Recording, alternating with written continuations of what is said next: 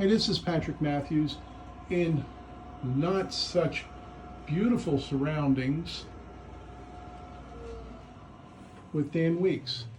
We're at the room, we're in the back room of the room, and I've asked Dan to describe his experience with Christ. Oh, okay. So I had joined the Marine Corps because I didn't know what to do with myself, and my draft number was probably going to come up. So I figured I'd get ahead of the game, and when I got to the Marine Corps, it was a shock. It was just a shock to me. I realized that it wasn't a game of Army in our neighbor's backyard, and I was still pretty much a kid. And so, like, it really hit me one day because I had worked at Letterkenny Army Depot, and I worked as a packer.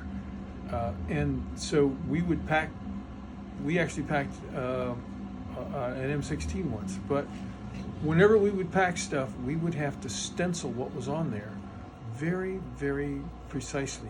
There wasn't any latitude on how you did it. It was, so stenciling to me was like the official stamp of what was really real. So we got out to an activity one day, which was hand-to-hand combat. And the DIs got up on this big platform that was probably, I don't know, half again or twice as wide as this building. It was square, and it was about this high, and it was painted Marine Corps green, and then in yellow letters, it was stenciled on each corner, "Kill or be killed." And I thought, what have I got myself into? I mean, I wanted to be a man. The Marine Corps model in those days was the Marine Corps builds men. And I thought, well, I need that. So I joined up. But man, that was a shock to me, because I had no sense of a need to go over to Southeast Asia and kill Orientals. So at that point, I was raised Catholic, so I went back to the sacraments, and I had left all that stuff. But I was desperate for some connection with peace and God. So I went back to the church, and of course, for an hour every week, you got away from the DIs, and that was cool. So I had gone back to the sacraments, and so that's how it was till I got out of boot camp, and then went to what we call infantry training regiment, where they actually teach you soldiering skills. And there I met a guy who was the only guy in our ITR unit who knew what a De Tomaso Mangusta was. So we had a bond on the basis of sports cars and grand touring cars and all that kind of thing. But this guy was the opposite of me. He was just he was in his element in the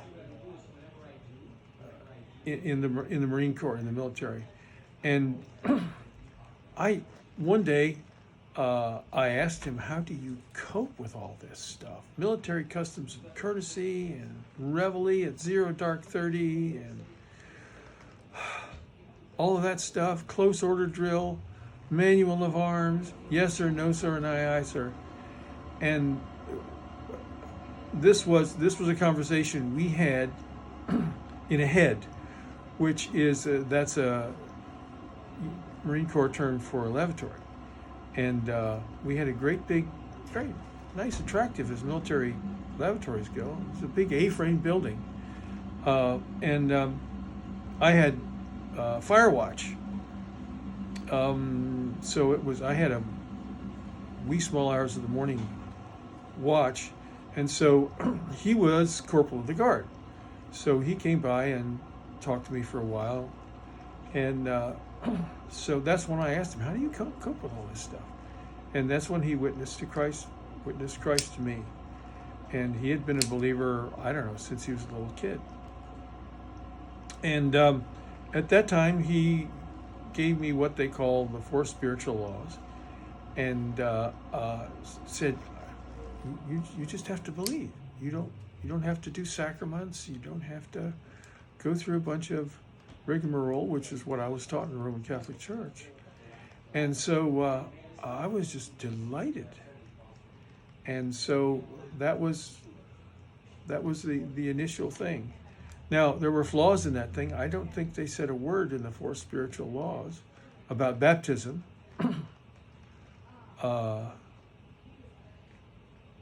And I didn't have a good idea of the total commitment. I didn't like the idea of total commitment either. One of his friends once asked me later on when we were in Southern California, he said, have you committed your life to Christ? And no, I hadn't. I hadn't given myself completely to Jesus. And I said, I hummed and hawed. So anyway, that was it. That was where, yeah. Okay, this is the part 1 interview with Dan Weeks.